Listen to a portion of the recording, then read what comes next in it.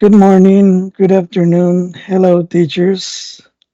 Welcome to this training from the Regional Advisory Office at Desamparados website called Specific Tasks for English Teachers when Implementing MEP's Curriculum in Foreign Language Teaching. This is meant for the course 2024 and aimed to secondary school teachers.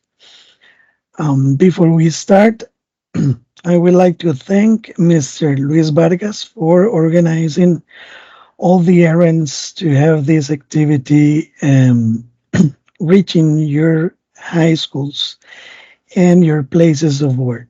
I hope that you enjoy it and that it works for all the activities that you have to do as an English teacher and nowadays.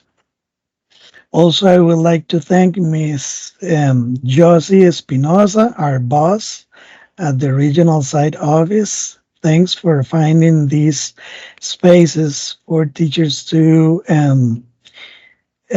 be trained around very common but detailed topics that we have to do every day and in every semester. So with this, I would like to start sharing the agenda for today's activity. In the agenda, we have, first of all, a description of the activity, which I just did, and then we're going to continue with the motivational video and a message. Then the core of this activity is going to be describing these 7 tasks that every English teacher should be aware of. Is going to be a review around all the common activities that you're always doing, but from the advisory, we found important to recover, to review, and to go over all these subjects so you have great tools to develop your work every day. We are going to summarize this activity in 7 tasks again. The first one is reviewing the curriculum fundamentals. Then we're going to check on the template elements. Task number 3 is organize the assessments of the unit. Task number 4 is include the universal design in the plans. Task number 5, which is very important for teachers nowadays, is how to include pay, or what we're going to call in English the individual programming. Also, as task number 6, we're going to create indicators for the evaluation instruments, and we're going to describe, to recover some information about the characteristics of these instruments and the indicators, of course. And we're going to finish with task 7, which is remember to include the competence.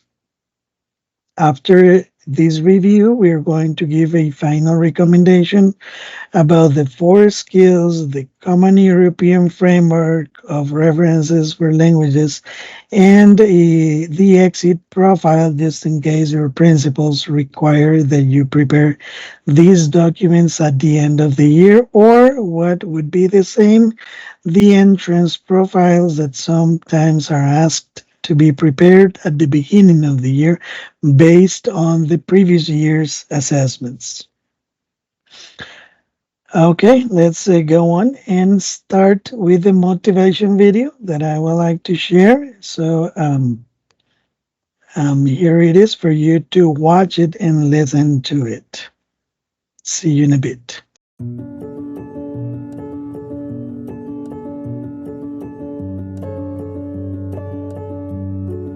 The Pencil's Tale. Once upon a time, an old pencil maker took his newest pencil aside just before he was about to pack him into a box. Imagining the little fellow as a person, he recalled a few things about the pencil. "There are 5 things you need to know," he said to his pencil. "Before I send you out into the world, always remember these 5 things. Never forget them. And you will become the best pencil you can be. The first thing is to remember that you will be able to do many great things, but only if you put yourself in someone else's hands. From time to time, you will experience a painful sharpening, but remember that this will make you a better pencil. Also, keep in mind that you will be able to correct any mistakes you might make along the way. And the most important part of you is what's on the inside. And remember this as well. Upon every surface that you are used, you must leave your mark. No matter what else happens, you must continue to write. It seemed the pencil listened to him and promised he would remember these 5 things so that he could live his life with heart and purpose. You see, in life, in your life, put yourself in someone else's hand. Embrace challenges for growth. Learn from mistakes. Value inner qualities. And leave a positive mark in the world. And you too can become the best pencil there is. This was The Pencil's Tale, and this is Dare to Do Motivation. Thank you so much for watching, and stay blessed.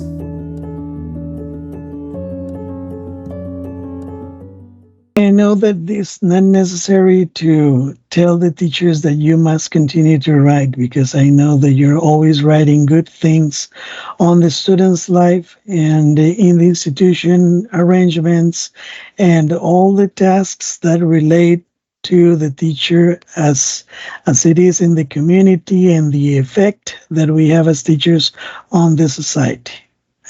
Always important to remember that you need to continue writing also for your own lives, because you are not only a teacher. Behind that teacher, there's a human being with a family, with things to take care of. So that part of you needs to be stable and healthy in order to have great teachers teaching in your classroom. So with this, we're going to start with task number 1, that is the quick overview or review on the curriculum fundamentals. Since we started using the new programs in year 2017 in 7th grade, going up 8th, 9th, and 10th grade, and so on, each year we had a new unit to add and a new level to start up. These programs respond to the new educational policy and the educational curricular policy.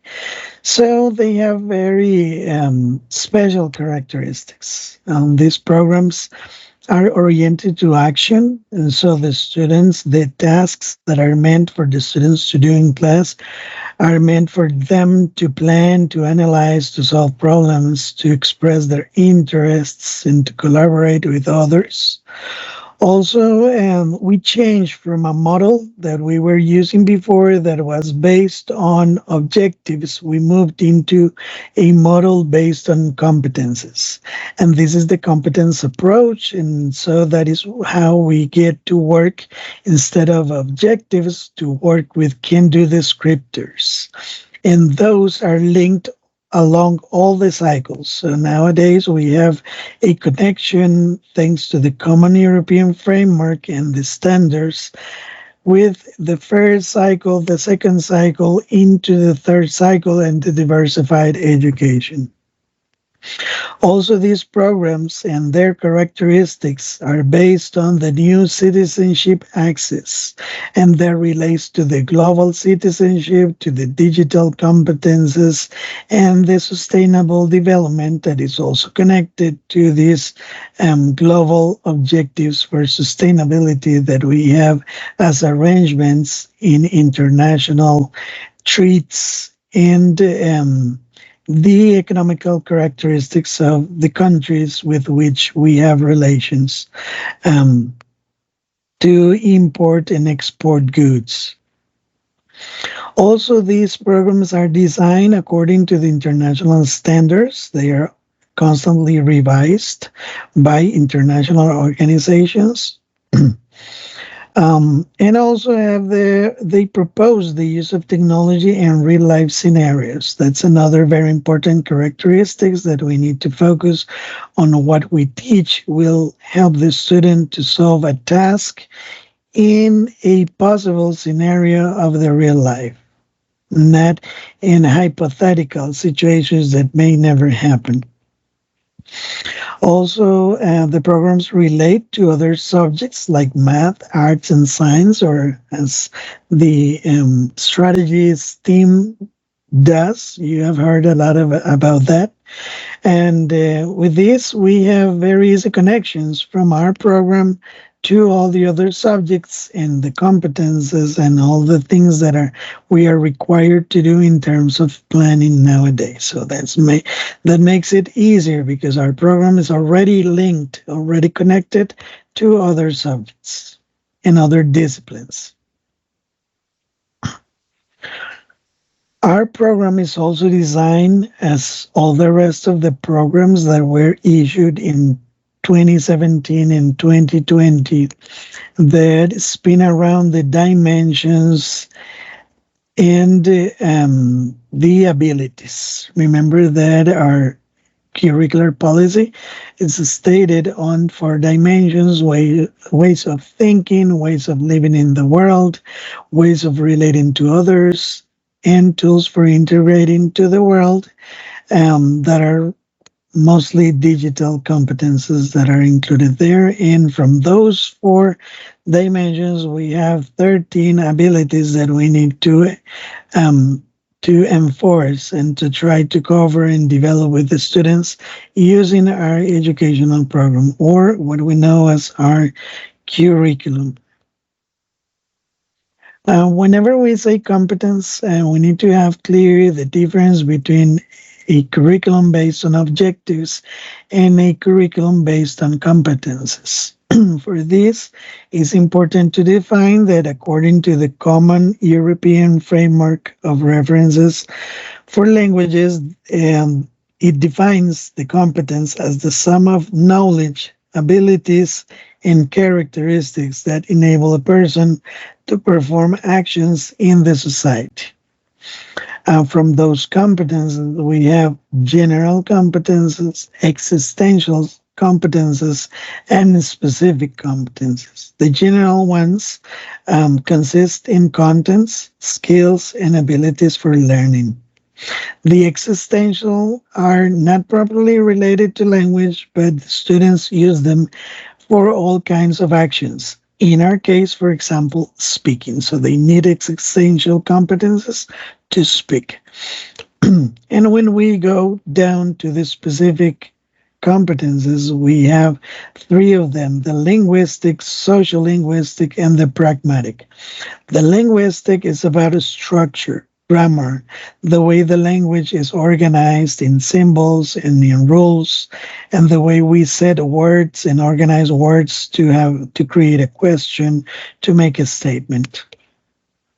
The social linguistic is the way we use the language we are learning to communicate in society and relate with others, and to talk to people from other countries and other societies, to exchange information about culture. And the pragmatic, it's about practice. It's about how we use the language, we practice it, helpfully in a context where English is spoken, or at least we need to create scenarios for students to practice the language. And remember that practice makes the master. So it's important that we are always under constant practice.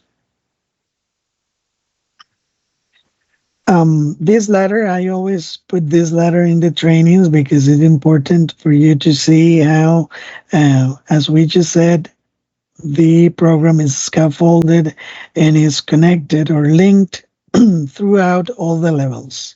As you can see in the first letter, we have the levels A1 and A2 covered in the first cycle and in the second cycle. And then we move into high school. When we get to high school, which is your matter, in high school, we recover the level A1 in seventh grade. So that means that program goes back again to what we did in first cycle, but with other topics. And then we move into the A2 level for eighth grade. In this case, we recover, we go back to what we did in second cycle, and then we're ready after we repeat those stages to move into ninth and 10th grade, looking for the B1 level. And in some cases, in the case of bilingual groups or bilingual high schools, for the B2 level. Some fundamentals around the third cycle program, diversified program. All programs under the curricular policies spin around the rationalism, the humanism, and the constructivism.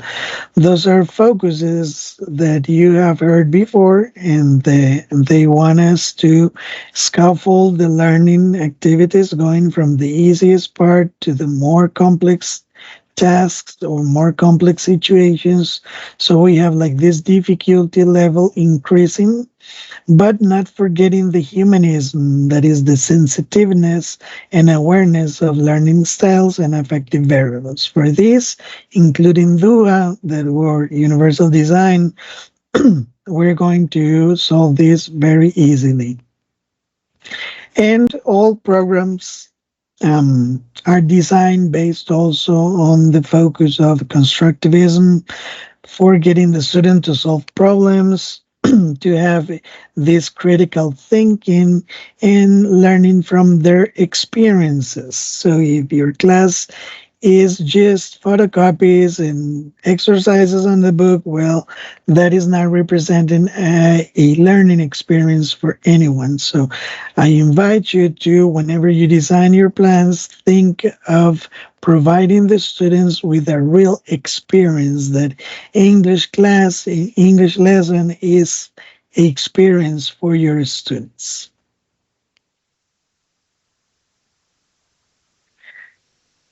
Here again, we have the organization of the levels according to the Common European Framework. We have the A1 and A2 levels, which correspond to first and second cycle, that is a basic user. Then we move into the independent user, that is B1 and B2 levels. And then the proficient user is the C1 and C2. For in the case of a MEP, we move around basic users in elementary and independent users in high schools. But what is to be a basic user and what is it to be the independent user? So here are some statements for you to remember that the can do's. What can the student do to be a basic user? In this case, in the way we should receive the students from elementary, so the student can understand and use familiar everyday expressions and basic phrases aimed to the satisfaction of needs and in a concrete type, can introduce him or herself and others, and can ask and answer questions about personal details such as where he or she lives, people he or she knows, and things he or she has. The student can interact in a simple way, provided the other person talks slowly and clearly and is prepared to help. The student can show limited ability to use simple grammatical structures and conventions such as punctuation, capitalization. And I want to virtually underline here where it says limited ability for the basic user, right? We don't want them to learn by heart grammatical rules. And then we move into the basic user. Now this student can understand sentences and frequently use expressions related to areas of most intermediate relevance. For example, very basic personal and family information, shopping, local geography, and employment. The student can communicate in simple and routine tasks requiring a simple and direct exchange of information on familiar and routine matters. The student can describe in simple terms aspects of his or her background, intermediate environment, immediate environment, and matters in areas of immediate need. The students can use some simple structures accurately, but continues to systematically exhibit basic errors such as verb tenses, use of prepositions, and articles. Again, I want to virtually highlight that basic user, which is um, second cycle, or which is your eighth grade level. Remember that the program goes back to the A2 level in eighth grade and to the A1 in seventh grade. So they still exhibit some basic errors. So if they do this, it's fine. It's part of the program, it's part of this the way the programs are scaffolded. And when we move into the diversified cycle and a little bit in ninth grade, we get to the independent user. The student can use the main points of clear standard input on familiar matters regularly encountered in work, school, and leisure, like a radio or TV program, when the delivery is relatively slow and clear. The students can understand texts that consist mainly of high frequency, everyday, or job related language, can understand the description of events, feelings, and wishes in personal letters. The students can deal with most situations likely to arise while traveling in an area where the language is spoken, can understand and prepared into conversations on topics that are familiar on personal interests or pertinent to everyday life, for example, family, hobbies, work, travel, and current events.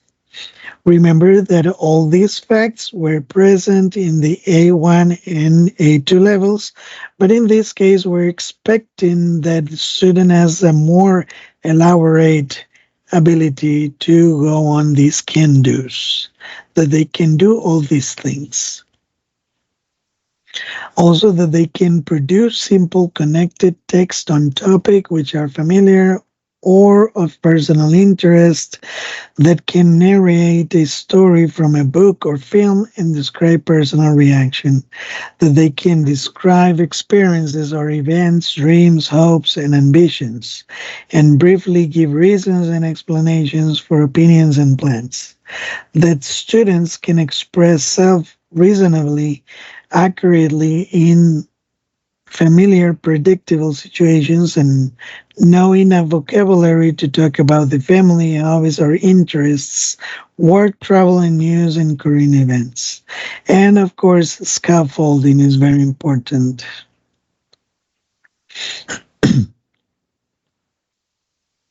Also, reviewing a little about the way the program is structured, we move from the structural part of the language, the component of the language, the structure, which is grammar, words, connections, connectors, what we call like mechanics for English.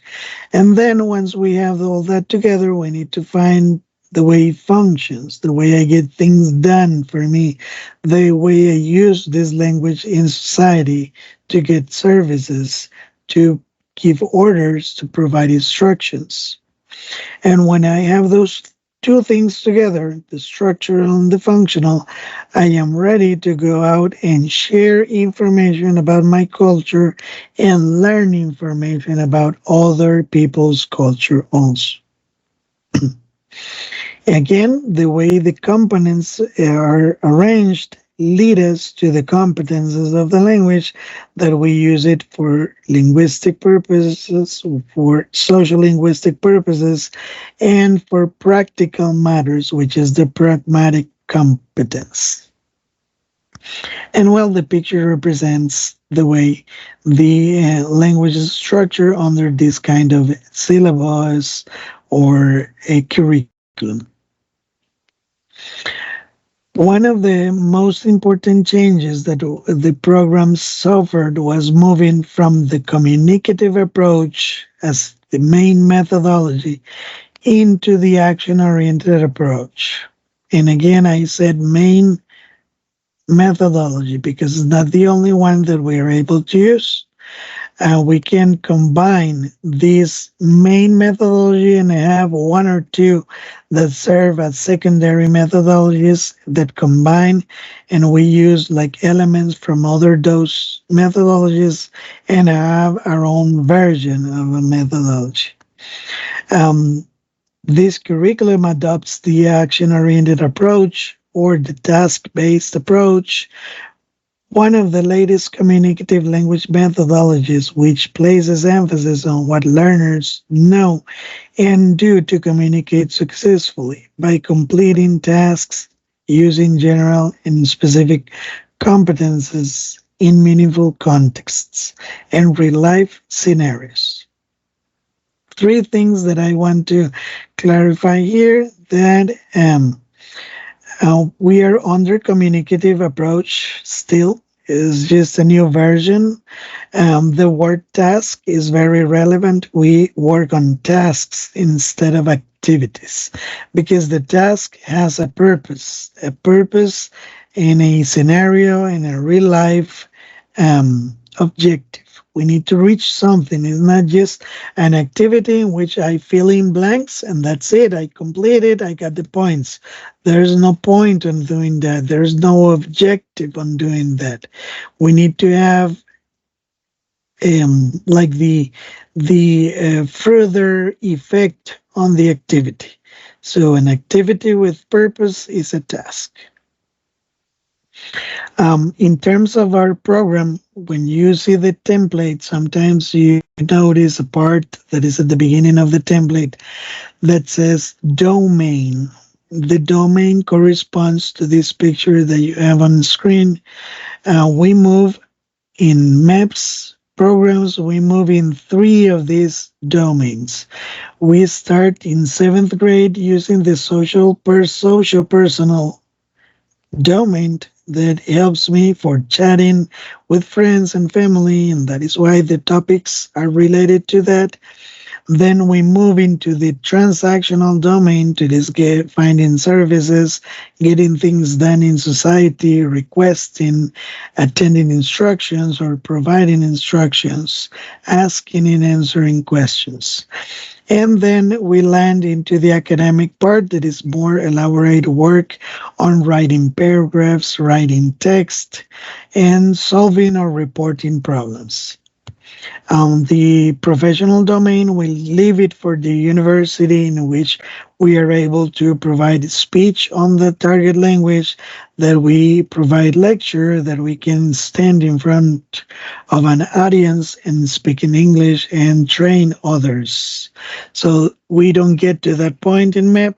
We finish in the academic domain. So that is just to clarify that that is the domain that appears on top of the templates. But sometimes we don't know where that comes from. So that is why I wanted to this description. And by following these instructions, we are going to get the student to be an active agent during the class, during the course, and under the program. And when I say under the program, is going from first cycle and until they graduate. This is a social activity. Communication is a social activity. We need that they understand that they study English with a social purpose, not with a paper purpose that is just filling in blanks and getting points on a test. And when we have this activity with a purpose, so we say that the student is an active agent if they are accomplishing tasks. If they just fill in blanks or they just use the correct form of the verb to complete a sentence, so we are not getting this social focus or this social reach out that we expect from the results of the program. These are on the screen. There you have the basic principles for the action-oriented approach. I consider very important that we know how our methodology is characterized, our main methodology. So number one says, the students are social agents that use the target language to perform specific actions in real-life contexts meaningfully. Number two, language performances in oral or written form respond to language functions and are carried out on specific scenarios. And for example, for this number two, this is not, for example, when they memorize the conversation, they just recite it in front of the class, or when they read in front of the class and they have like their notebook there in front of their face and they read having their notebook on their hands and covering all the facial expressions. Number three, enabling and communicative activities are task-based and real life. Again, we need to teach or create activities in the mediation sequence that represent real life scenarios, things that I can actually live when I go out there in the society. Number four, learners use authentic materials as comprehensible input as much as possible. Remember, authentic materials are materials that are not meant, they were not created to teach English, but you can use it to teach English. For example, when you get this shampoo bottle, that shampoo bottle was not created to teach English, but you can use, for example, the tag with the instructions that is on the back and to have a communicative activity in your class using the instructions, the ingredients, and the qualities of the product. Number five, the ICTs. Those are the information and communication technologies, or the famous TICs in Spanish, become an important tool to create meaningful learning experiences. Number six, a great degree of autonomy is placed on the learners. Therefore, the teacher works in the development of learners' metacognitive, meta-affective, and meta-social strategies. Number seven, intercultural awareness plays an important role for getting meaning across and facilitating communication among cultures. Getting the meaning across is something that we had from the communicative approach, but the communicative approach focused a lot on pronunciation, like having this adilingualism, perfect pronunciation, like native-like pronunciation. In this case, the message is more important, communication is more important for example, job purposes. And number eight, vocabularies, index, cohesive forms, and phonology are taught within the purpose of facilitating communication. As we're going to check out before, we also teach phonology or phonetics in 7th, 8th, and 9th grade, and we're going to have a summary on that a little bit further in this training. Again, our very important word of the day is the word task. Task instead of activity. Remember this. We need to think of tasks when we plan. But what is a task? Well, it says that is defined as any purposeful action considered by an individual as necessary in order to achieve a given result in the context of a problem to be solved, an obligation to fulfill, or an objective to be achieved. This product may be a brochure for tourists, a blog entry, or a fundraising project for a humanitarian cause. So as you can see, the task is very different from just an activity that says copy from the board, fill in the blanks or fill in the gaps, or look up in the dictionary, or just complete the exercises on the book, and I'll check in a little. So the task has a meaning and a purpose. Very important to remember that. So, having described the characteristics of the action-oriented approach, well, in sum, which are the differences between the action-oriented approach and the communicative approach? Well, here we have it on the screen. It's repetitive. That is why we have different scenarios and themes that repeat over and over, because we need the students to repeat these acts of the speech. We move into more complex tasks because the idea is they improve, that they advance into the language competences. And if we just stay teaching the verb be topic, so we are never going to go into more complex tasks. Again, repetitive along the units. We need to consider that the students are studying long life skills. It's very important that we think that what we're teaching is going to stay there forever and that it's going to be something good for them in the rest of their lives. It's collective, co-linguistic, and co-cultural. That is why we need to work in groups, collaborating with classmates, and maybe exchanging partners every now and then. So we move into the metacognitive, reflective, and having this autonomous problem-solving activity during the class and even in the tasks that you set to be solved at home. Coaching is very important, and providing a positive or effective feedback also is. Just remember that it's very important that the students stay motivated so they learn more. Remember that according to the neurosciences, we need to affect the brain with positive, with emotions, with happiness, so it's more active and is in a better position to integrate new learnings and connect those new learners or new information to previous information that we learned before and create connections. If there is no connection, there was no learning.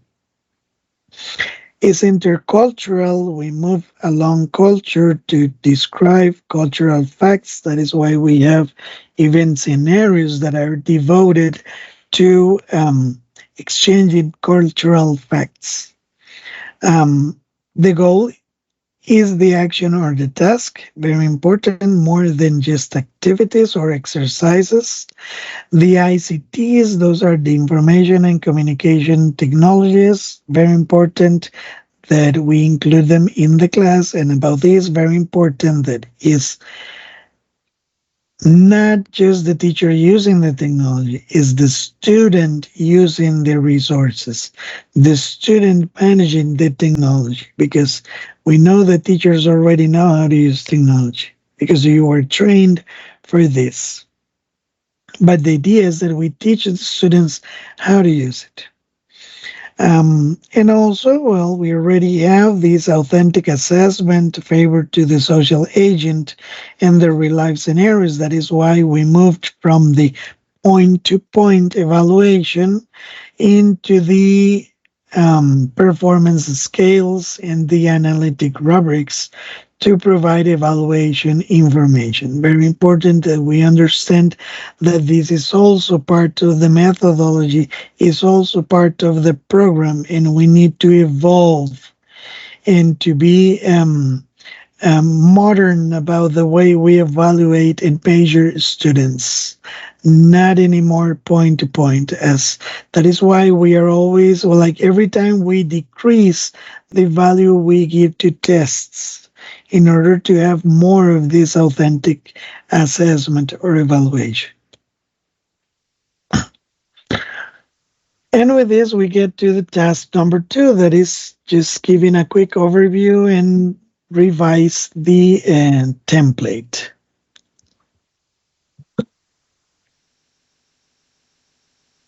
I am sure that you already have the templates for this year 2024, as we said at the beginning of the year in a previous training that we had. We didn't have significant changes. And nowadays we have to include the fact about the competences. That is like the main change that we have. And for this, I always like to use the empty template to talk about the different elements we have there, and the term, the level, the domain that we're what it is, the scenario and themes. Remember, we have one scenario per unit, which contains 4 themes, meant one theme for each week. And then on the remaining 2 weeks, we have, let's say that they cancel my lessons, or we have like these holidays and I couldn't finish one of the theme weeks, so I use the 5th week to put up. And then in the 6th week, I use it for the mini project. With that, I fulfill the 6 weeks and the unit. As I have said before, please do not move the weeks ahead, because if you move the weeks ahead because you couldn't cover them, you're going to need more time at the end of the year, or you're not going to get to unit 6. Remember that what we do is that we put up in one of these remaining weeks, week 5 or 6, or we can use the mini project to put up, or even if there was a very strong situation in which you couldn't teach 2 or 3 weeks because of water, because of government, because of strikes. Remember that you can still use the self-study guide. So prepare a self-study guide, send it home, and with that you put up, and please move on. Remember that we have to cover 3 units in the first semester and 3 units in the second semester. Then we have the information about the competences. Now we don't have a schedule. Remember that last year we had a schedule for responsible citizenship for the first 3 or 4 months, and then we have competences for life in the next 3 months, and then we close the year with the competence for employment. Now you can select which competence joins better to the topic or theme that you're covering in your unit plan. So don't worry about following that schedule. Now you can try to find coincidence between the competences and the themes that you're covering with the students. Then we have those elements, the 3 columns: learn to know, learn to do, and learn to live and be and live in the community. The learn to know contains the grammar and sentence frame that I want to clarify that this is not the lesson grammar that I have to teach the student. This is for the teacher to know which is the grammar that you need to think of when selecting your materials. It's not that you're going to teach this grammar class. Obviously, since you're going to select materials that move along these grammar structures, then you're going to be covering that grammar, but not explicitly as a grammar topic. You're going to work on this in context. Same thing for the vocabulary. You can add vocabulary, you can reduce the vocabulary according to the characteristics of the students. And the phonology or the phonetics, well, that is recommended in each of the units according to the level of the student. Functions, we already said that function is very important for language because it's how I'm going to connect what I'm learning with what I'll be doing with this language in the society. The discourse markers that are like common, frequently used words. Um, and the next column, the one to learn to be and live in the community, this is the column that we used to have for values. So we move along psychosocial values, sociocultural values, or facts. And this contains very important information for you to link to the competence. Because remember that the competences, in this case, the ones that belong to the Ruta de la Educación that we started last year, link to values. And values are explicit here or included here in the third column. Then we have like our most important columns, the ones that stand for assessment and indicators, the can-dos or goals, and the didactic sequence. The didactic sequence is divided into three main areas. We have the pre-teaching area, then we have the oral and written comprehension area that is meant for listening and reading assessments, and then we move to the oral and written production that is meant for the speaking assessments, which divide at the same time into spoken production and spoken interaction, and the writing assessments. We are going to check on the different stages that we have for each of these areas. But first of all, I want to clarify that we, for example, in the case of goals, that is the second column, we need to take the goals as they are written from the program. No variations are allowed unless we have a approved curricular modification for a student. Then in the second column, we have the assessments, and the assessments also need to be written as they come in the program. But the indicators need to be written by the teacher. According to the official circulares or official communiques that we have received last year and this year, the indicators need to be written by the teacher according to the context, to the diagnostics, and the characteristics of the students. So feel free to write your own indicators. Also, we have guides for how to write indicators that are available for teachers. Please use them, and they are very good resource. And remember, the assessment is copied from the program. What you write are the indicators. But well, in the case of the pre-teaching section, we do not write goals or indicators in this part. Just remember what the blue square says. We need to leave this part blank because this part is totally free from a topic, from a theme, from an indicator. So it's especially designed for you to activate previous knowledge, to do these remedial plans, to do the put up lesson, to reinforce or do the reinforcement activities because you discovered some affection on, you discovered some needs that you need to review in the diagnostic. So this is the perfect place and time to do it in the pre-teaching section. Then you do your routines, then you do the warm-up, and then you do your activities for activation of prior knowledge. You introduce vocabulary, grammar frameworks, and sentence models. So after you do this, then we move into the second big area, which is the oral and written comprehension. Here we set the assessments and indicators for listening and reading.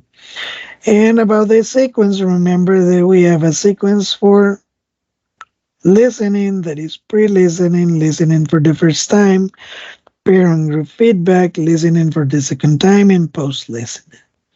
Here, actually, what we have is just one main activity that will be placed on the post listening part. So if I listen and fill in a chart, listen and answer questions, listen and fill in gaps, and listen and react, for example.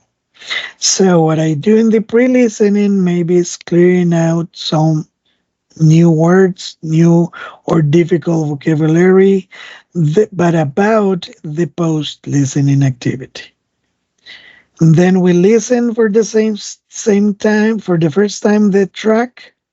Then we do some practice around it, maybe trying to catch up some words or some expressions that you heard, maybe stopping the track in a very specific part. Then you listen for the second time, and then you have the core or main activity that is the post listening. So, in sum, we have one main activity that goes through 5 different stages. So, with this, what I mean is that you don't need to write different activities for each of these sections. Sometimes when you consult the teacher's guides that we prepared for you, sometimes you see that they have different activities for each of these moments. That doesn't have to be like that. You can feel free to create just a continuous activity that goes into the post listening. That is like at the end what you want the student to solve, using the different stages and doing things around the post listening activity. Same thing with the reading. You have a post reading activity that is maybe answering some reading comprehension questions, but you do the pre reading, then you read for the first time, then you collaborate, you read for the second time, and then you have the main reading activity. And what about if this reading activity or this post reading activity is a reading that represents the script of the audio that we just did in the oral comprehension part in listening? So the audio that we did in the listening, now we convert it into a reading piece of writing, like a paragraph, and we use it in this section with side activities that favor the reading indicators that I created myself. Same thing happens here in this other part. Now I move to the oral and written production. Remember that I have spoken interaction and spoken production, and they have the sections or the stages for planning, organizing, rehearsing, and using or describing. That is preparing for, organizing with the classmates or with the materials. Rehearsing is a little practice and then use it. For the written production, I have a pre-writing, drafting, revising, and editing. Again, it's the same, it's just one writing activity that goes through the proofread part. Then I design a little around it, maybe some brainstorming activities for their writing ideas. Then I exchange it maybe with another classmate and revise it, or the teacher helps me. And at the end, I make corrections, and that is the editing part. Again, here I have the goals and assessments that correspond to speaking and writing, and the indicators that you created yourself. Also, obviously, the mini project needs to be also planned. The mini project has its own didactic sequence: participating, thinking, acting out, and responding and sharing. There is this option for you to start preparing this in the previous weeks. Maybe you can have a 5 or 10 minute option for them to prepare, brainstorm, discuss about the materials that you're going to use. Then they plan what they're going to be doing in the next 2 or 3 weeks. They practice a little, and then you use the final five, week 5 and 6, for the completion of the mini project. Very important that here in this part you write the different activities that you want the student to be doing. It's just like the plan we just checked on the sequence. But in this case, I also write activities. It's not just rewriting this, we need activities designed here. And this is the summary of the didactic sequence. We just describe it. This is just a picture for you to review it on the different moments. Remember, we said that we have three big areas: the pre-teaching, that is free from indicators and assessments. Then we move to listening and reading. And then we finish with speaking and writing. So there you have the summary. Also, I am sure that Mr. Vargas is going to hand you through the email the PDF document in which you can have the summary that you have on screen.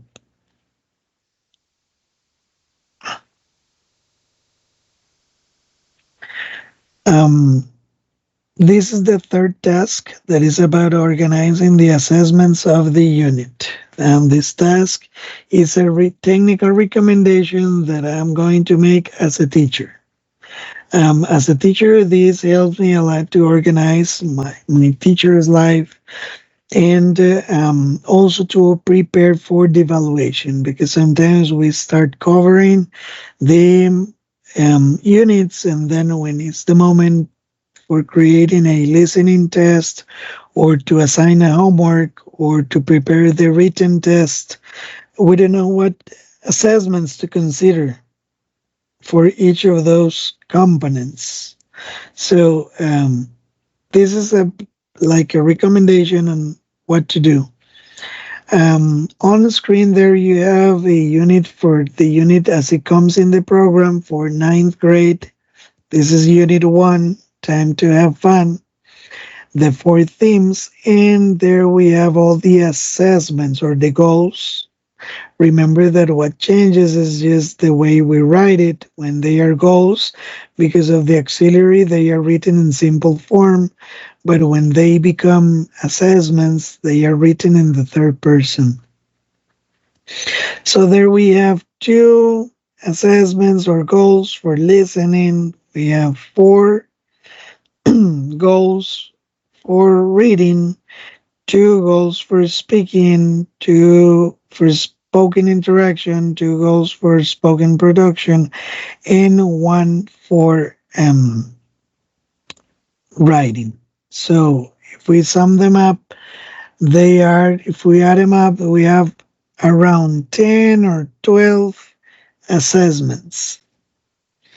As we just said, we need to cover 3 units in the semester. That is going to give us, as a result, from 30 to 36 assessments to measure or value for the students in the semester. I know that it looks a lot. It's a very big number of assessments to be measured with instruments, but that is why I have this recommendation for you. I recommend that every time you start a unit, and please do this because it works only if you do it before you start the unit. Here what we have is a chart organized with the evaluation components of classwork, homework, and testing. Remember that when we say testing, we can do either oral or written tests. And when we say oral, there are 3 options for the oral test. I can do, that is why there's an asterisk there on the screen in the part of the oral testing, because you can do the listening oral test. For that, you just need to turn in a specifications chart, and you do a listening like we do in TOEIC. It's a short um, a short audio with some questions, another audio, a couple of questions, and with that easily you can evaluate 10, 15 points, and then you have your listening test. Also, you can do the speaking test. We have two versions for speaking tests. You can have these tests in which you call the student to your desk, like kind of an interview. For that test, you need to use the spoken interaction assessments, and I recommend that you just do it of one or two assessments, so you don't have like many topics to ask the students about, because the idea is that you do a very short activity so you have enough time to do it during the lessons, because the oral tests need to be performed and done during the regular lessons. We don't have like a week to do this, so we have to do it during the regular lessons. So it is you do 5 students every day, and very soon you did the whole class. And the other version for the oral speaking test is the famous oral presentation, when you tell the student to prepare something to present. And please be very careful when you do this, because when you do that, if you ask a student to prepare something at home, like a text, or maybe you ask them to prepare a written brochure, that brochure needs to be evaluated with homework percentage, because it was a homework, it was done at home. So to evaluate or measure that, you need indicators that are for reading or writing, and evaluate that part. And the presentation they do in the class is evaluated with the test percentage. So we need to divorce these two things, because I know that it's very common that you have some material made at home and then the presentation, and you evaluate it like one whole thing and use only the test percentage for this. Remember that if it's an oral test, it's only with speaking indicators, and it needs to take percentage for testing. So what do we do? What I did here is that I splitted the assessments that we just saw in the previous slide. So I am keeping some of them for the classwork. I kept 2 listening indicators, 1 reading indicator, and 3 speaking assessments for the classwork. And this I am going to measure it or evaluate it with the analytic rubric that I'm going to create for Cotidiano evaluation. I reserved a reading 3 and 4 assessment, and with those 2 I'm going to send homework number 1.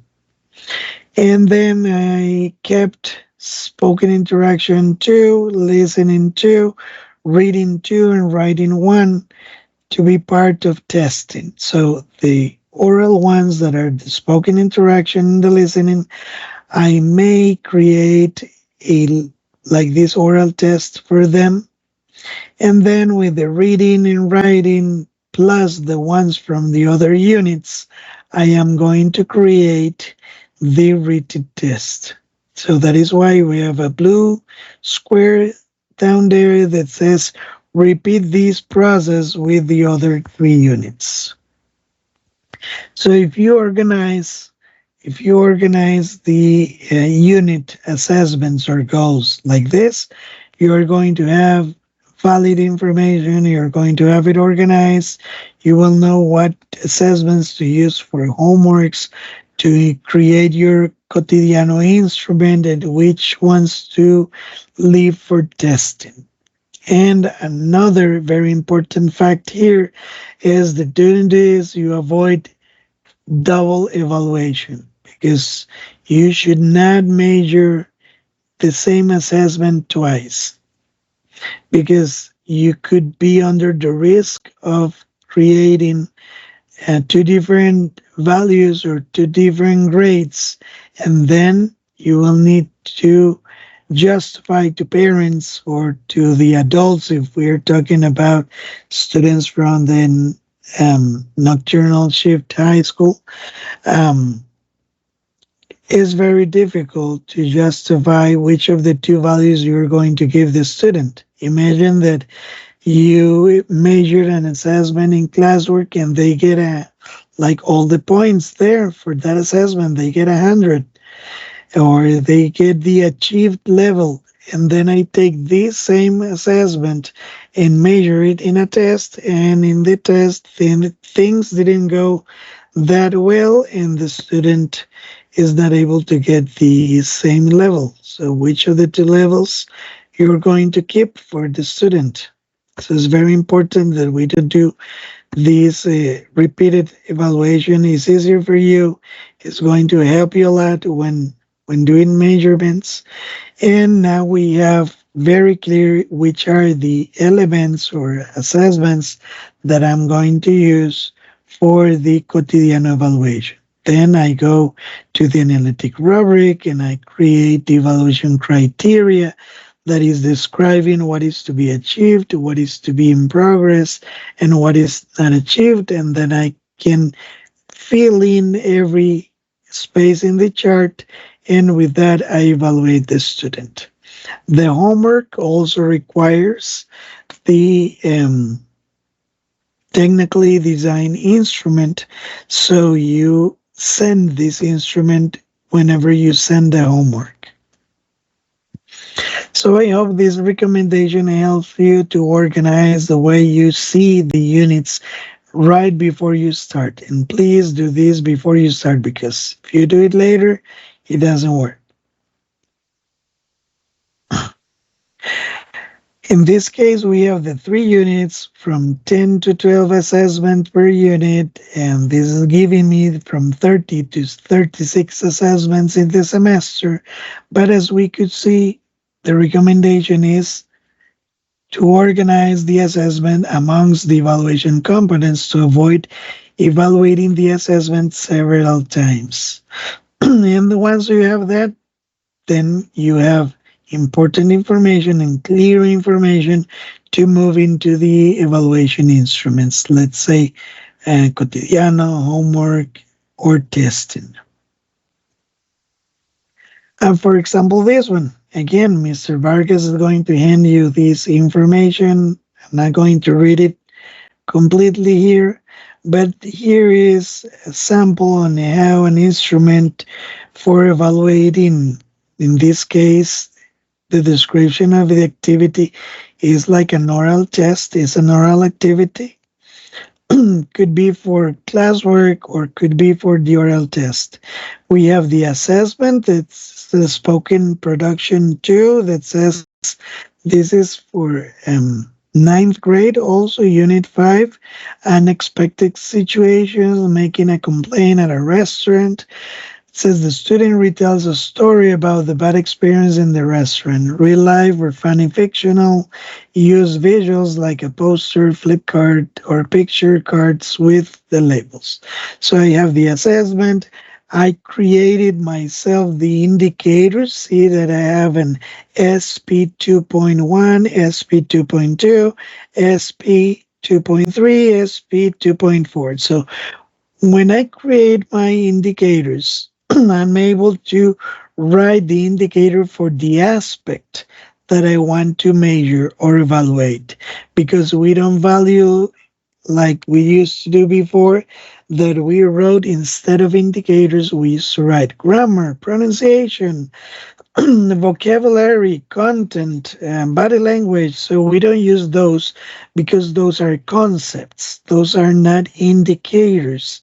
And the indicator needs to have 3 specific parts and very specific characteristics. So I invite you to do instruments like this one you have on the screen.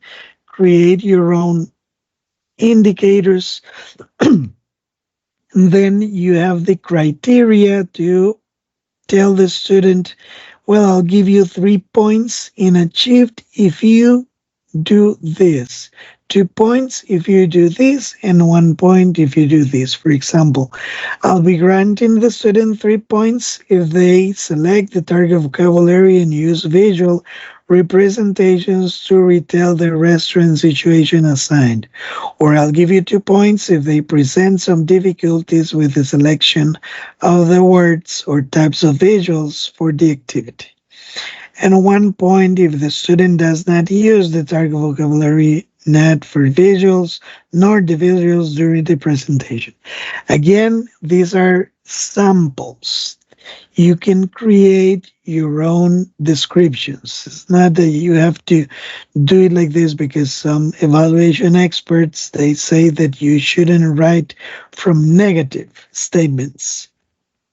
So, for example, in number 1, you can do the adjustment and say that the student uses very limited vocabulary, or the visuals were poorly used, or they were not like the essence or the aimed of the presentation. So again, this is just a sample. You can do changes. You can use this just as a reference to create your own instrument. So it's not that you have to write it exactly like this.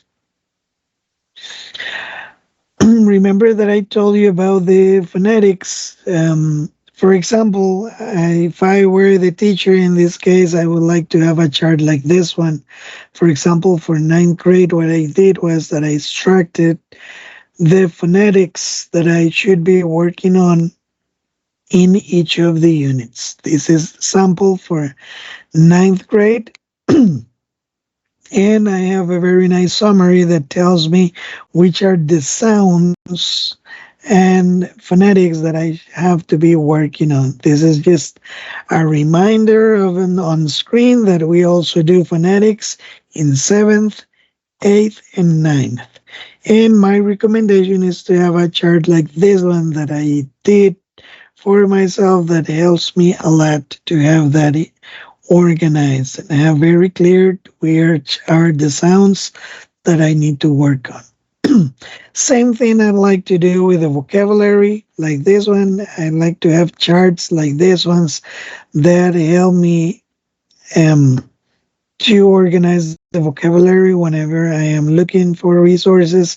I'm looking for materials. I have this chart very close to me, so I consult without going to all those boring papers sometimes for the vocabulary selection or the material selection. For me, this is a very important tool. I recommend that you do this for the level or levels that you're teaching. Now we move into the fourth task. This fourth task is including Diseño Universal, that is DUA. How we know it like commonly. The universal design, well, I brought some relevant information about universal design. There it says special education students, and I want to make this very clear. The universal design is not only for special education students. It's universal because it's for everyone. The idea is that you provide different opportunities for the students to access to your activities, to your proposals during the class. And let's say if we have this teacher that is always using the same strategies, like fill in the blanks, copy from the board, and go and buy the photocopy. So with this, we're going to have a lot of students that will not connect with those kinds of activities because they have different learning styles, different characteristics. So Design Universal is always inviting us to diversify the way we represent materials, the way we let them express their answers, and using different activities that represent motivation for them to feel like they want to participate in my class. So here we have some important facts, like thinking about Diseño Universal as a tool for learning capacities. That we think of it as an experience that your class has to go beyond the walls and beyond the outside the physical classroom. It's a way for the students to process information more effectively. It's going to get to focus on reducing barriers and maximize opportunities, as I just said. Um, it's not only for disabilities, but if you have some disabilities in your classroom, this is going to make the person connected to what the rest of the students are doing.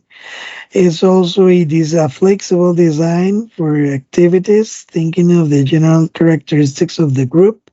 We have a variety of characteristics, a variety of students, and this is going to make a very diverse approach for your lessons. What to put under the universal design? Well, the contents, how to do it, changing the strategies or adapting the strategies, and why. Why? Because we need to get to that humanistic part. Remember that the policy is leading us to favor the humanistic part. So if we do this, we're going to connect to the student's emotions and to the social affective part of the student. And also we're going to be causing neural connections that are how the brain learns effectively and develops effectively. And also a good thing to do is to use the information and communication technologies. The curriculum needs to be adaptive to the student, not the opposite. I do not adapt the student to what I have. I need to offer different means of representation. That is, if not only having the information in a photocopy, put it in a video, put it in an audio, create flashcards, bring authentic materials to represent the vocabulary that you need to work on. And when you ask them to produce, offer them different means of expressions. It might not always be the oral part. It could be written, it could be reading. Maybe they are very shy and they want to do their oral part privately or recording a video that you can check on later. And with this, we're going to promote a lot of different achievements and a commitment from the student. If they are committed, it's because they like your class. In terms of planning, how I get to the planning part about the universal design, well, about the goals, remember that we are not able to change the goal because they are already in the program unless I have the significant curricular modification approved. We need to avoid the barriers and search for neural connections, and this is going to make students participate. The methodology needs to be adjusted and flexible, and this promotes collaboration, and the students act less like agents. They are the main actors. The materials are present, so that means I need to have materials to have the universal design in my class. I need to avoid the barriers. No barriers in my class, no walls. And motivation is very important that these materials are attractive. About the assessment needs to be based on the goals. Is my responsibility about the progress? I need to report the progress to the student.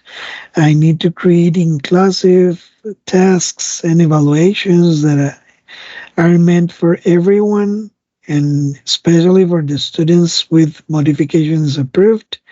It needs to be a measurable process. It needs to be measurable. Since the moment you write the indicator, remember that the indicator needs to be measurable. For example, creativity is difficult to measure. Participation is difficult to measure. Responsibility, engagement is difficult to measure. So think of measurable instruments and indicators. And the universal design wants that when you assess, when you measure or evaluate students, that you take into account all of them. This is just a picture to remind which are the three principles of Design Universal: means of representation, multiple means of representation, not one or two, multiple. Multiple means of action and expression, and multiple means of engagement, recruiting interest, sustaining effort, and persistence and self regulation. If the student is engaged in your class, then they are going to learn more easily because their feelings are activated and the brain is awakened. About this topic, I always like to share this message: do not measure your progress using someone else's ruler. In the way that we don't like to have our progress measured with someone else's achievement, please do not do this to the students. So whenever I create the same instruments for all the students with no differences, it's like using the same ruler. So I just leave that idea for you to think about how you do it with the students. Well, here I have more facts for you to think about. This is why this slide is about self-reflection. I want you to ask these questions to yourself as a teacher. Do I promote in my class? So I would like that you ask yourself, do I provide engagement in my class? Do I promote use of questions in my class? Do I promote reflective thinking in my class? Do I promote self-esteem, monitoring, the step for a happy class?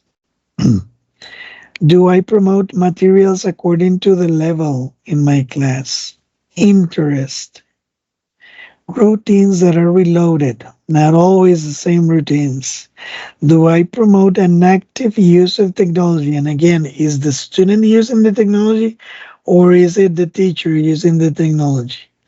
Do I promote surprises and originality in my class? Well, I leave those questions for you to talk to yourself and think of the result in terms of universal design. Let's continue. We get to task number 5, that is including the individual programming pay. Well, this seems to be a very interesting topic because as English teachers, let's remember that we have to follow the official guidelines that we have for this, the ones that are issued for all the rest of the teachers. So first thing we're going to remember is that we don't have such pay guidelines for English teachers. We need to do the same when supporting committees or comité de apoyo is asking you on how you do it. And the answer is we do it as all the other teachers do. And we have this official circular from several years ago that was restated this year, that is giving us 3 ways to do individual programming in the plan. So those are the ones that we're going to present here. For the individual programming, we have 3 options. We can just use the same indicators, but we need to adjust the indicators. Adjust the indicators or the instruments that I'm using for creating the indicator, and adjusting the mediation activities. So we use the same level of the level of enrollment, let's say ninth grade. So we use the same assessments and indicators, but adjust in the mediation activities. Same for the whole class in ninth grade. So that modification in the mediation activities needs to appear in the plan. In which plan? The same plan that I have for all the rest of the students. We only have one plan, and that what plan needs to contain DUA competences and individual programming. Option number two, if the student which with the significant modification needs that I lower a lot the difficulty level, I can have option number two, that is keeping, and again, please, this is very important. We keep the scenario in ninth grade, but I go down to lower levels to search for indicators or assessments. Remember that the assessment sometimes is like content free. It's like they don't have like a clear content in it, so I can take it from a lower level, let's say seventh grade, and take it to the level of the student, in this case ninth, and do the adjustments about the theme and scenario that I'm working with the rest of the class. We do this, and this is very important so the students are not disconnected from what the other students are doing. And again, this information is from the official documents, right?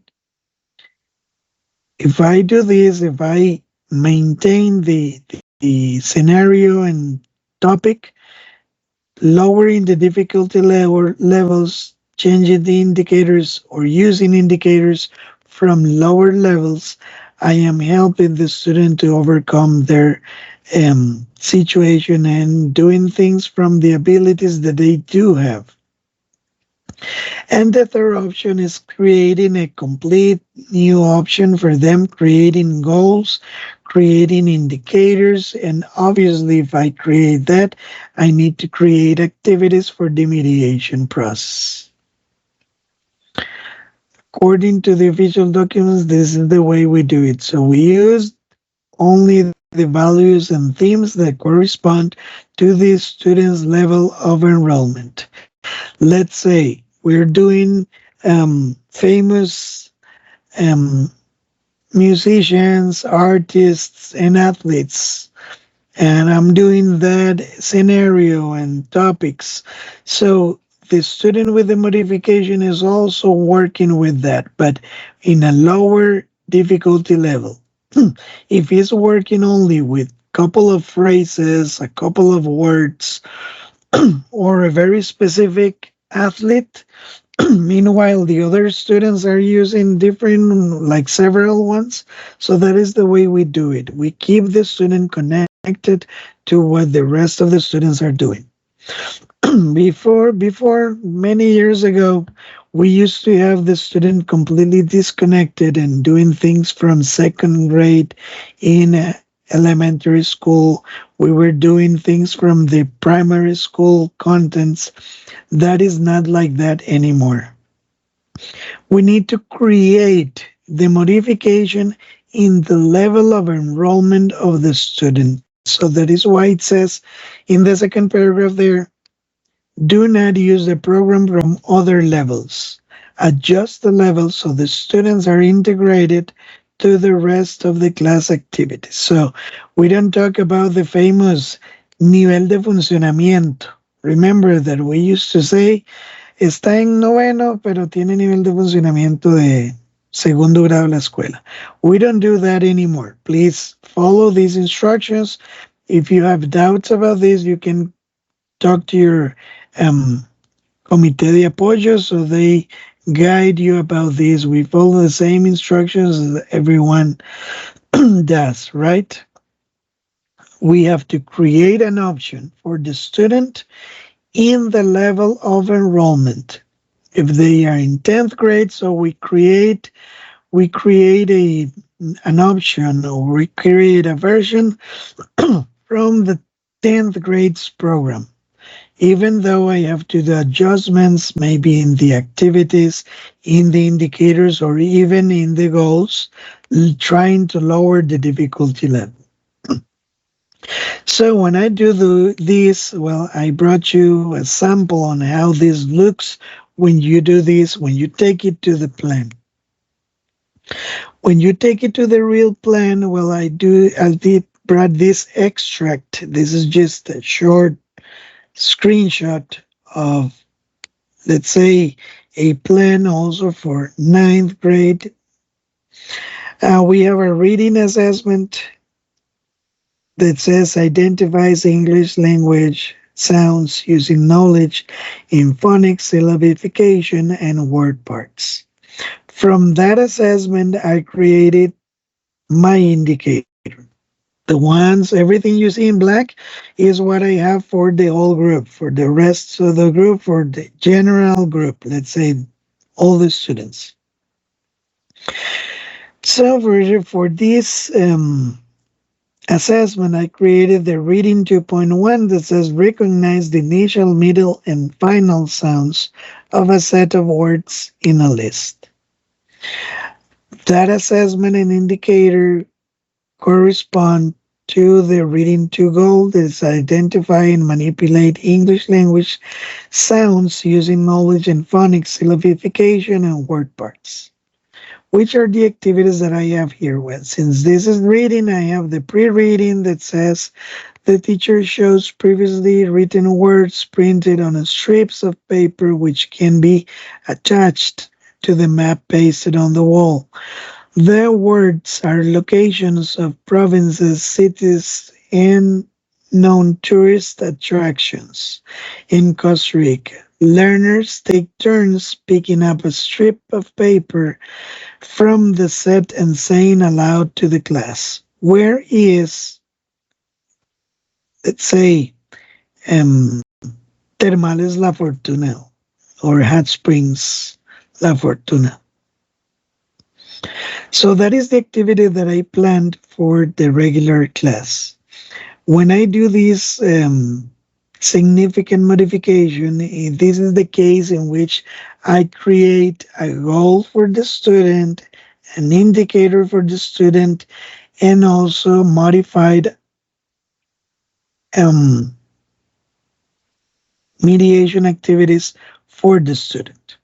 So that is what you see in blue, in light blue color. It doesn't have to be light blue. I did it because I like it, but remember that the official documents do not talk about a specific way of including this in the regular plan. What the official document says is la PEI tiene que estar visibilizada en el planeamiento. It doesn't say how. It just says that it needs to be visualized. It needs to be included explicitly in the plan. So this is the way we do it. With blue, with green, with orange, underlining, maybe shadowing trying to use different color shadows for the elements. It doesn't matter the way you do it. What's important is that the pay is explicit here. When we open this plan, that we see here, okay, what's in blue or with the underlining or the highlighting corresponds to the student with the curricular modification. So in this case, I created an indicator especially for him that says identifies, and it needs to be written in the third person. And this is my mistake. It needs to say identifies the initial sounds of specific words. In this case, this student is going to work only with the locations. This comes from the goal, identify initial parts of a location and specific words. So instead of working with the middle and final sounds, this student, due to the difficulties and due to his own characteristics, is only going to work with initial sounds. So I created an indicator only for this and an activity that is like a side activity that is still connected with the topic, scenario, and the unit that all the rest of the class is doing. The student uses a printed material to match some locations with the written description. Use color to identify the initial sound. This is a very low level, for example, but I used it so you have a very clear example and how we write this under the regular activity. We need to add the modified activity and identify it. In the next activity, reading for the first time, I have also, and they have a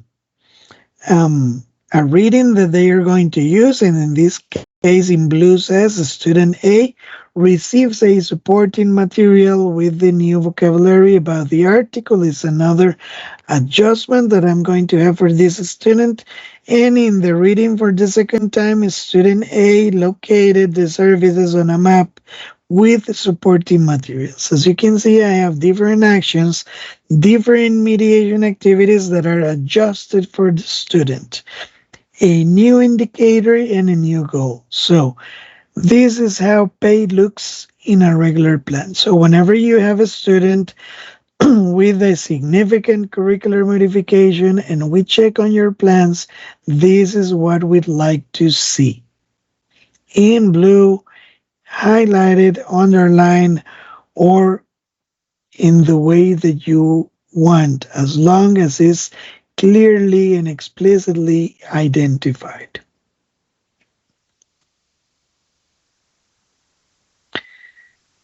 Continuing with the same example, here we have another indicator. So I created a new one from this one that is recognizes main ideas of text when accompanied by illustrations. So since this student needs that I lower the level, and I may have to go to lower grades to look for this or create it myself, but I am still in the same scenario and unit and theme, so the student is never disconnected from the topic. Many years ago, we had students working in this, and then another student with a significant modification coloring a clown in the corner of the class with the initial sounds, for example. So now we need to have the student connected to the class. That is why we recommend DUA, and that they are motivated to be in your class, that they don't feel separated, that they feel connected, that they are doing the same things as the rest of the class. Maybe not exactly the same thing, but they are connected. They are linked.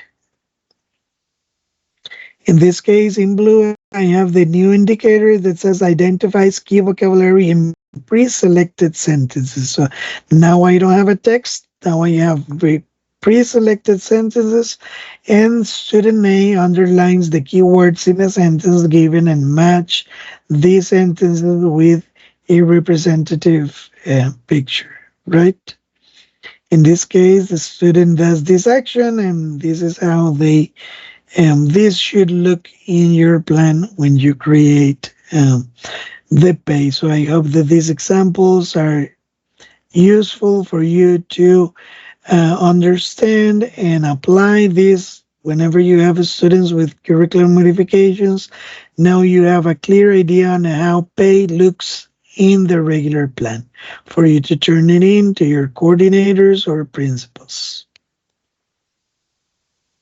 Here's another example for speaking. In this case, again, I created a side indicator that says answers yes, no questions with simple vocabulary. As you can see, I lowered the level a lot according to this spoken interaction to indicator or assessment that I had in this case. And again, I have in blue the activities that are modified for this student.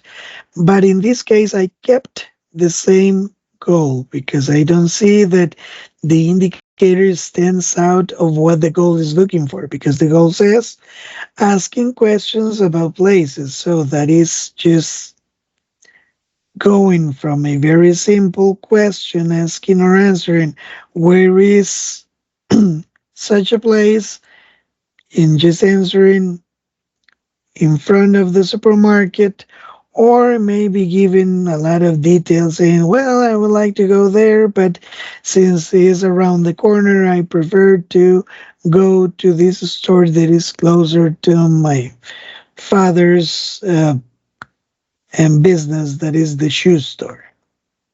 So I can reach this goal in a very simple way because it says interact in a simple way, or you can do more elaborated utterances and combinations with a lot of adjectives and vocabulary. And again, you will be doing asking and answering questions in a simple way. So sometimes when we read the goals and the indicators, you can manage a range of action going from the easiest task to the more complex tasks, and they will always be the same indicator. I'm sorry because I recorded this session yesterday for primary school teachers, and my voice is very affected. So I'm sorry for the. Um, I'm a little hoarse already, as always. In the next activity that I modified, it says the student receives an audio with the questions and possible answers.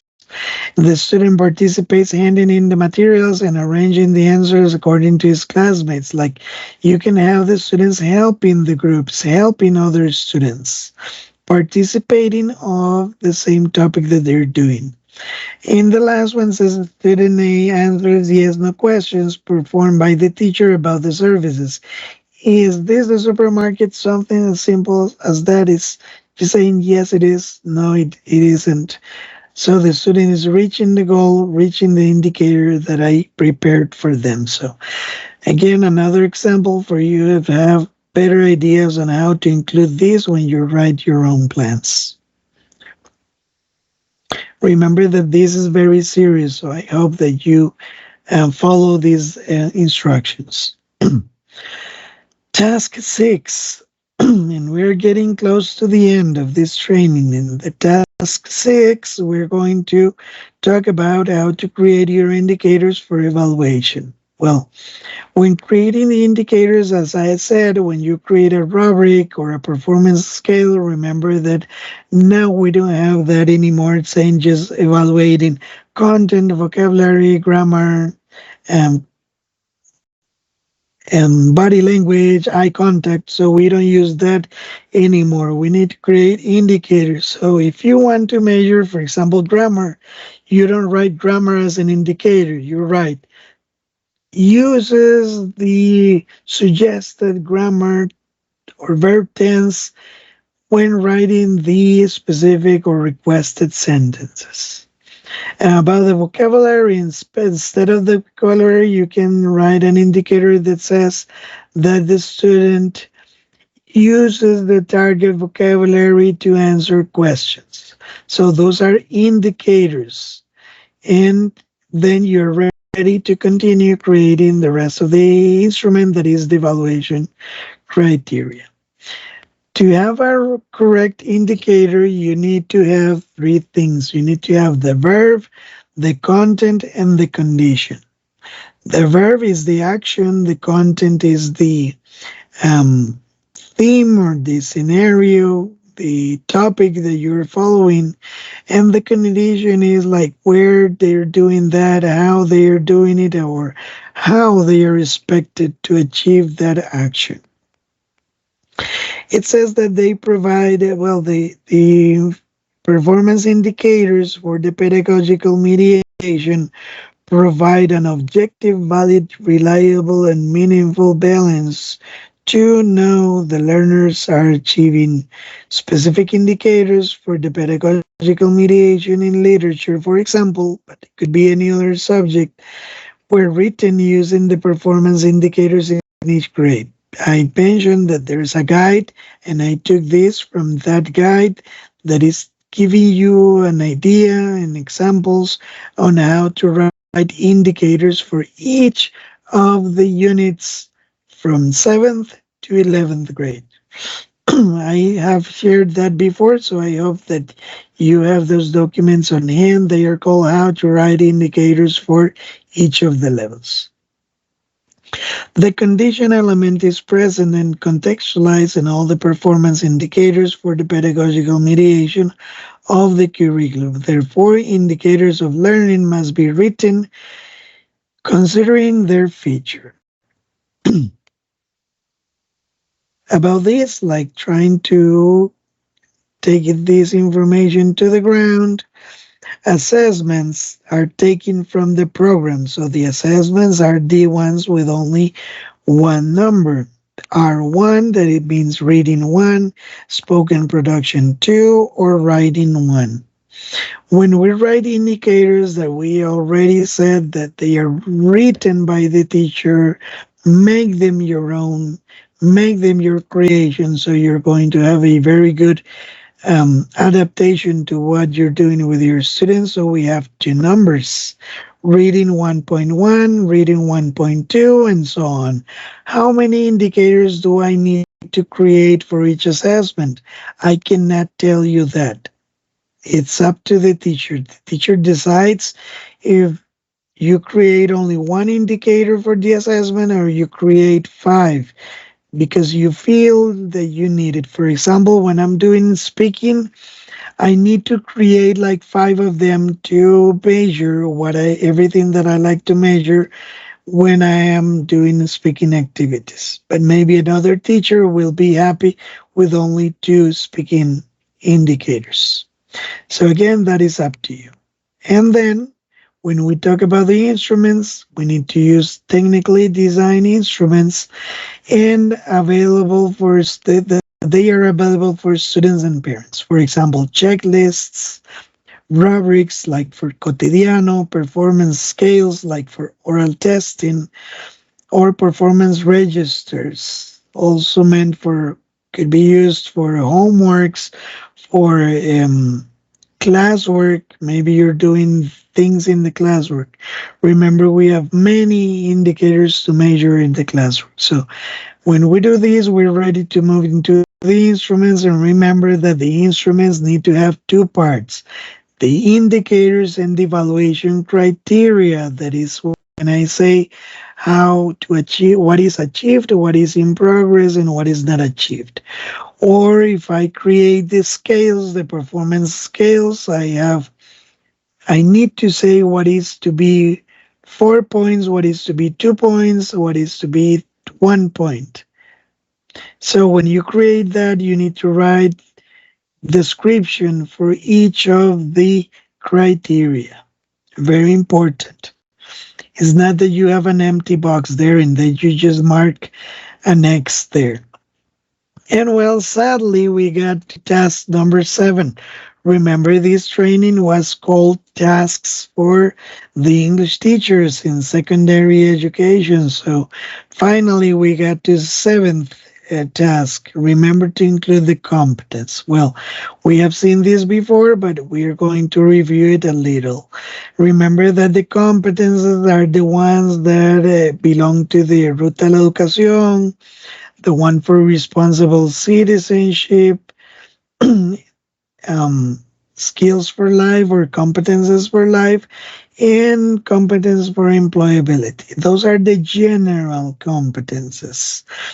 From the general competences, we have some specific competences.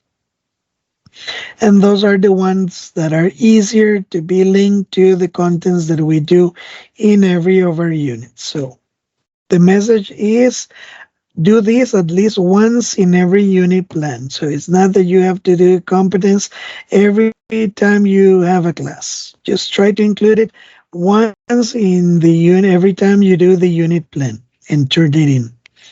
Use many any marks or symbols to identify the targeted activities. This activity needs to be identified with an asterisk, with the symbol, with a mark, highlighted, underlined, whatever you want, but it needs to be identified. And what is the task? We need to link the regular activity. So we need an activity that we already have in our plan that we created to in our mediation, in our sequence, an activity that we designed to cover the program. So you take one of those activities and just have to link it with one of the competences. Let's say you link it to employability, you link it to abilities for life that are about like self-expression and how to deal with others, how to get along properly with people, or with the specific abilities on how to be a good citizen.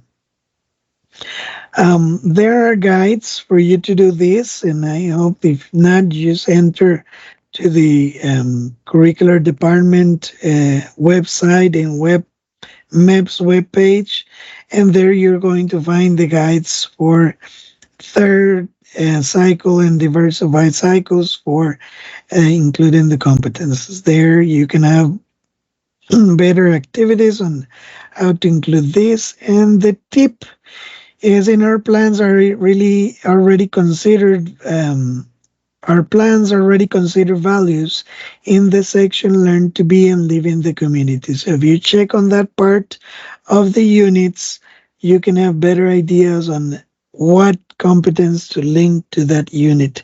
That is going to make it easier, and sometimes our activities are already bonded or connected to these competences because we are always doing different topics about employment, about technology, about how to be a good citizen, how to connect to the society, how to protect the environment. So our units sometimes are already connected to this. But anyways, so here's an example on how will that look on a plan. What you see in purple is just like an extension that I'm doing to the activity so it becomes more connected to the competence that I wanted. In this case, the activity is about using some cards with pictures, with some target vocabulary about that they're like brainstorming ideas and they use it, and the teacher does each of the activities in order by ordering the pictures in a blank daily planner. They see the example, and so in this case what I did was that I added to these cards, I added some special cards. In this case are cards that are not only about daily routines, but these cards are about like including routines like being a good person, being polite, and try to help someone, including these actions as daily routines or daily activities. So with this, I link to the responsible citizenship competence. I had a traditional activity about daily routines, and with a very creative or a simple change or twist, now my activity is connected to the competence. I colored it in purple, and now I am ready to go. Same thing with the revising part, because this is a listening activity.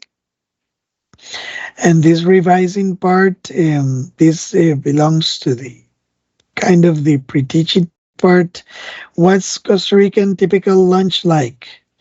And because they were talking about the routine of having lunch, the questions were, when do we have lunch? Like at what time?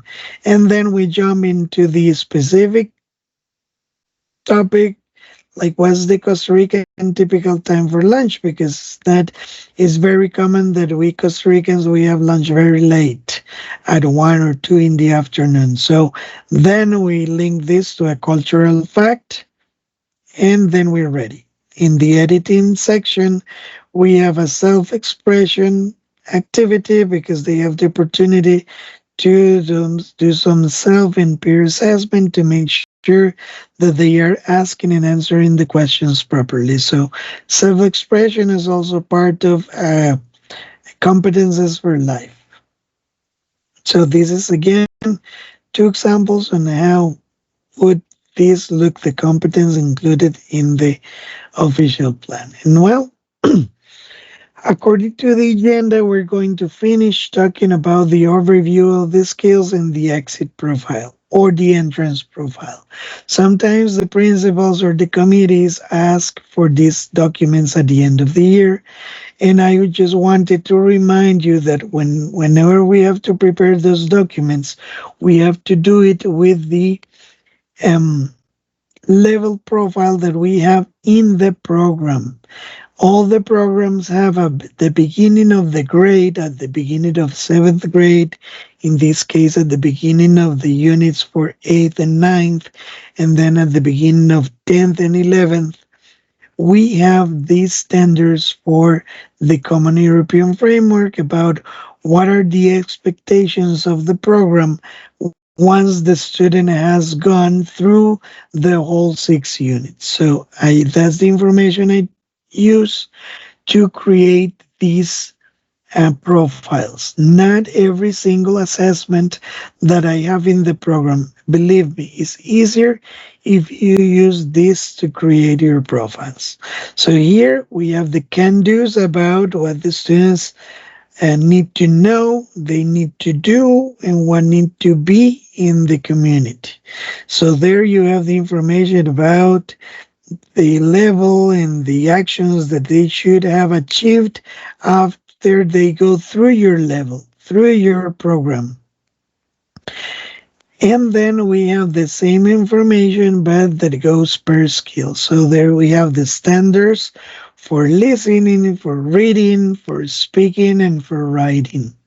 And we have very specific can-dos for the student after they went through the level. So if I am asked for an entrance profile, I need to be based on the previous year standards.